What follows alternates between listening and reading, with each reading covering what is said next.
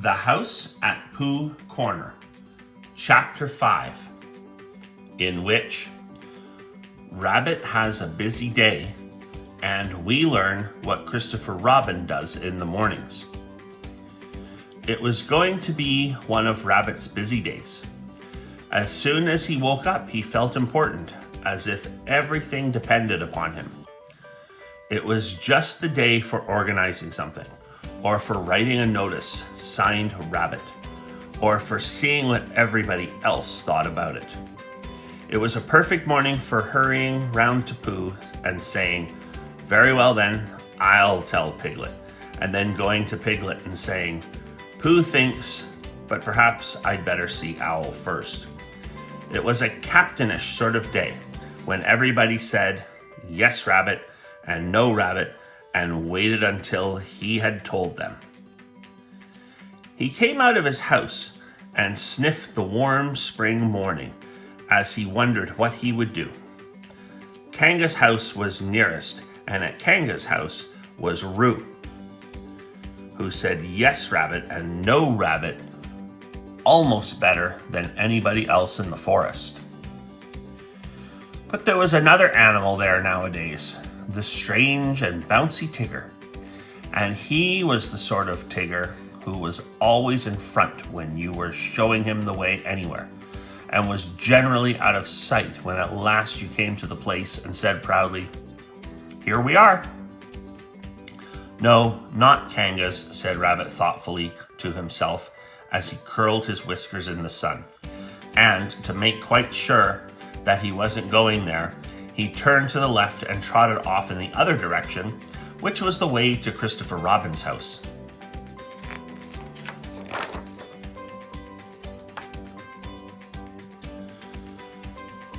"After all," said Rabbit to himself, "Christopher Robin depends on me. He's fond of Pooh and Piglet and Eeyore, and so am I. But they haven't any brain, not to notice, and he respects Owl, because you can't help respecting anybody who can spell Tuesday, even if he doesn't spell it right. But spelling isn't everything. There are days when spelling Tuesday simply doesn't count. And Kanga is too busy looking after Roo, and Roo is too young, and Tigger is too bouncy to be any help. So there's really nobody but me when you come to look at it. I'll go and see if there's anything he wants doing, and then I'll do it for him. It's just a day for doing things." He trotted along happily, and by he crossed the stream and came to the place where his friends and relations lived.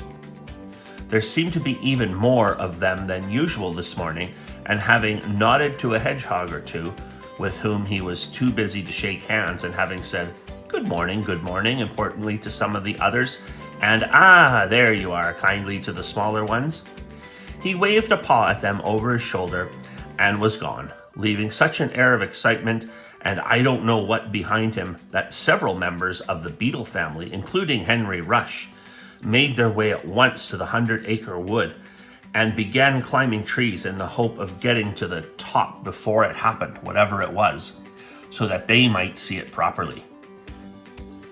Rabbit hurried on by the edge of the 100-acre wood, feeling more important every minute, and soon he came to the tree where Christopher Robin lived.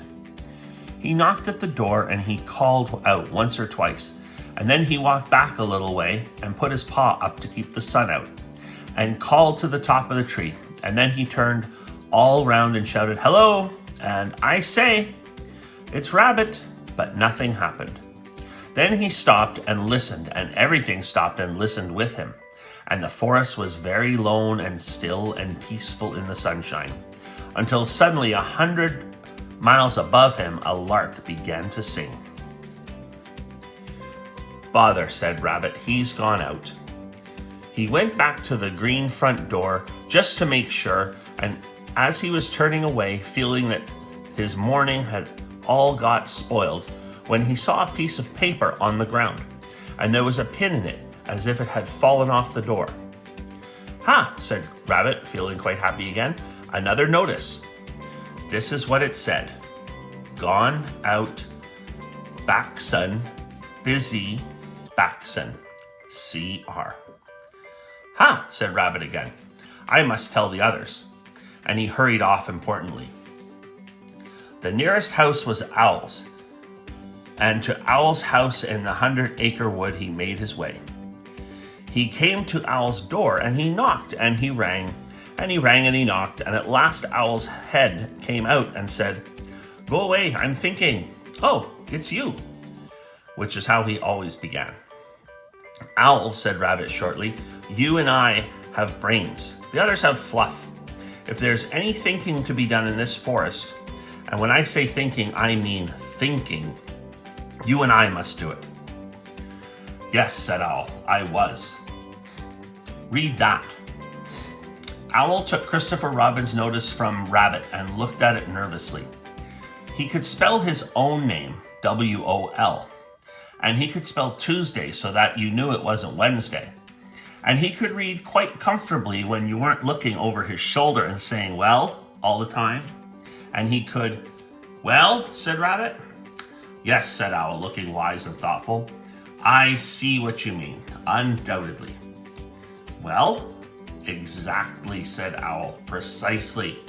And he added after a little thought, "If you had not come to me, I should have come to you." "Why?" asked Rabbit.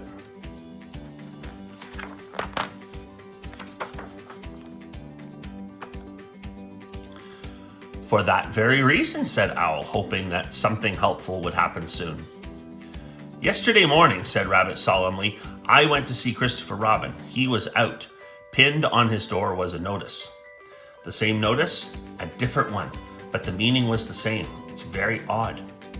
"Amazing," said Owl, looking at the notice again and getting, just for a moment, a curious sort of feeling that something had happened to Christopher Robin's back.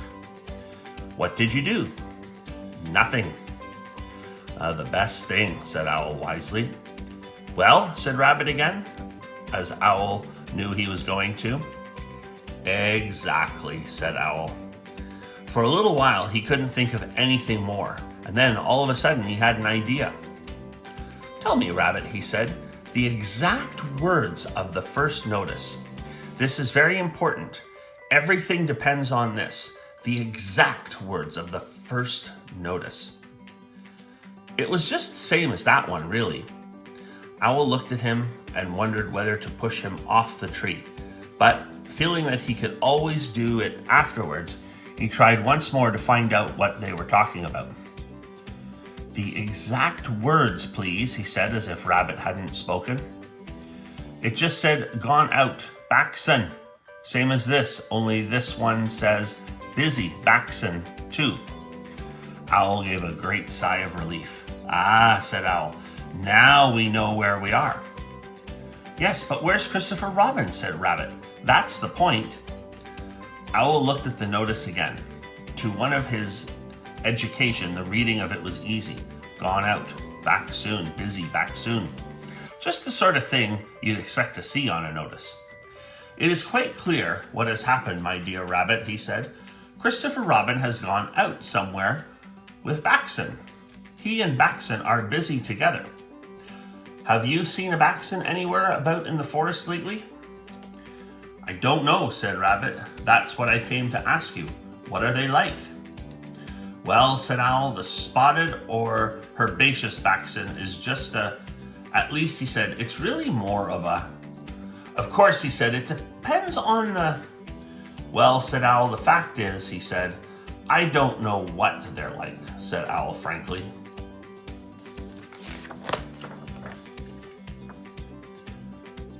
"Thank you," said Rabbit, and he hurried off to see Pooh. Before he had gone very far, he heard a noise, so he stopped and listened. This was the noise. Noise by Pooh. "Oh, the butterflies are flying, now the winter days are dying, and the primroses are trying to be seen. And the turtle doves are cooing, and the woods are up and doing, for the violets are bluing in the green. Oh, the honey bees are gumming on their little wings and humming, that the summer which is coming will be fun. And the cows are almost cooing, and the turtle doves are mooing, which is why a poo is pooing in the sun. For the spring is really springing. You can see a skylark singing, and the bluebells which are ringing can be heard. And the cuckoo isn't cooing, and he's cucking and he's doing, and the poo is simply pooing like a bird. "Hello, Pooh," said Rabbit. "Hello, Rabbit," said Pooh dreamily. "Did you make that song up?" "Well, I sort of made it up," said Pooh. "It isn't brain," he went on humbly, "because you know why, Rabbit, but it comes to me sometimes." "Ah," said Rabbit, who never let things come to him, but always went out and fetched them. "Well, the point is, have you seen a spotted or herbaceous baxen in the forest at all?" "No," said Pooh, "No," said Pooh. "I saw Tigger just now." "That's no good." "No," said Pooh. "I thought it wasn't." "Have you seen Piglet?" "Yes," said Pooh. "I suppose that isn't any good either?" he asked meekly. "Well, it depends if he saw anything." "He saw me," said Pooh. Rabbit sat down on the ground next to Pooh.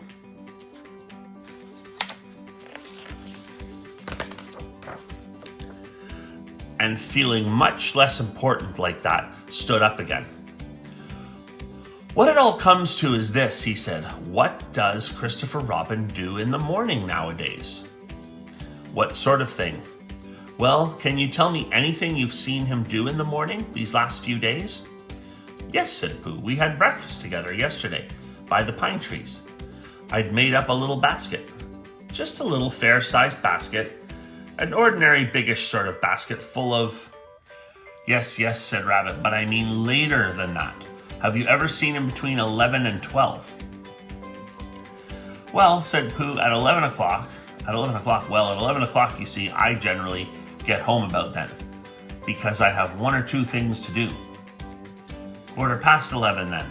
"Well," said Pooh, "half-past." "Yes," said Pooh, "at half-past, or perhaps later, I might see him." And now that he did think of it, he began to remember that he hadn't seen Christopher Robin about so much lately. Not in the morning. Afternoons, yes. Evenings, yes. Before breakfast, yes. Just after breakfast, yes. And then, perhaps, "See you again, Pooh," and off he'd go. "That's just it," said Rabbit. "Where?" "Perhaps he's looking for something." "But what?" asked Rabbit. "That's just what I was going to say," said Pooh. And then he added, "Perhaps he's looking for a spotted or herbaceous baxen?" "Yes," said Pooh, "one of those, in case it isn't." Rabbit looked at him severely. "I don't think you're helping," he said.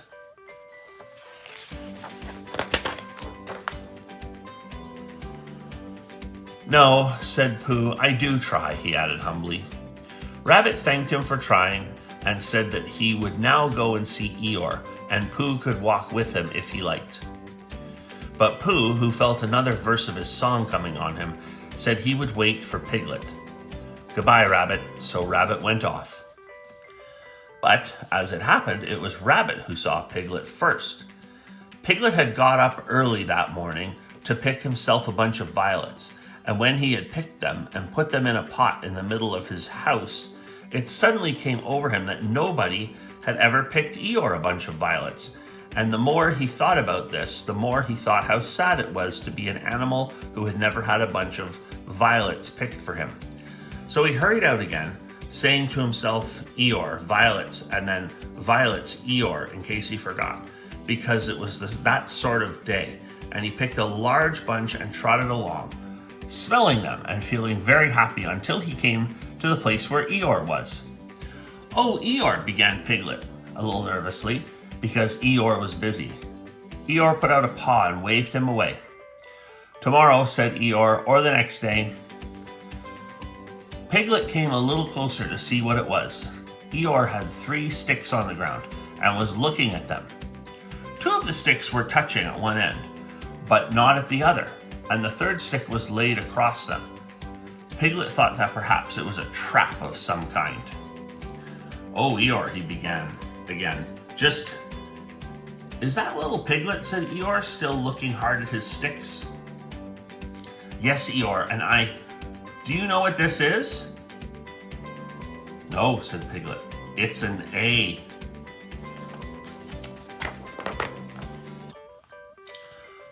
Oh, said Piglet. Not O, A, said Eeyore severely. Can't you hear, or do you think you have more education than Christopher Robin? Yes, said Piglet. No, said Piglet very quickly, and he came closer still. Christopher Robin said it was an A, and an A it is, until someone treads on me, Eeyore added sternly. Piglet jumped backwards hurriedly and smelt at his violets. Do you know what A means, little Piglet? No, Eeyore, I don't. It means learning, it means education, it means all the things that you and Pooh haven't got. That's what A means.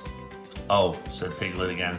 I mean, does it? He explained quickly enough. I'm telling you, people come and go in this forest and they say, it's only Eeyore, so it doesn't count. They walk to and fro saying, ha ha. But do they know anything about A? They don't. It's just 3 sticks to them. But to the educated, mark this, little Piglet, to the educated, not meaning Poohs and Piglets, it's great and glorious A. Not, he added, just something that anyone can come and breathe on. Piglet stepped back nervously and looked round for help. Here's Rabbit, he said gladly. Hello, Rabbit. Rabbit came up importantly, nodded to Piglet, and said, Ah, Eeyore, in the voice of one who would be saying goodbye in about 2 more minutes. There's just one thing I wanted to ask you, Eeyore. What happens to Christopher Robin in the mornings nowadays? What's this that I'm looking at? Said Eeyore, still looking at it. 3 sticks, said Rabbit promptly. You see, said Eeyore to Piglet. He turned to Rabbit. I will now answer your question, he said solemnly. Thank you, said Rabbit. What does Christopher Robin do in the mornings?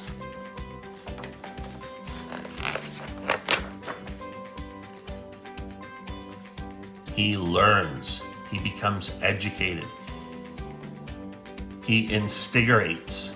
I mean, that is the word he mentioned, but I may be referring to something else. He instigates knowledge. In my small way, I also, if I have the word right, am doing what he does. That, for instance, is an A, said Rabbit, but not a very good one. Well, I must get back and tell the others. Eeyore looked at his sticks, and then he looked at Piglet. What did Piglet say it was, he asked. An A, said Piglet. Did you tell him? No, Eeyore, I didn't. I expect he just knew. He knew?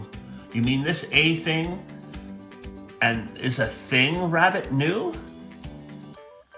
Yes, Eeyore, he's clever, Rabbit is. Clever, said Eeyore scornfully, putting a foot heavily on his 3 sticks. Education, said Eeyore bitterly, jumping on the 6 sticks.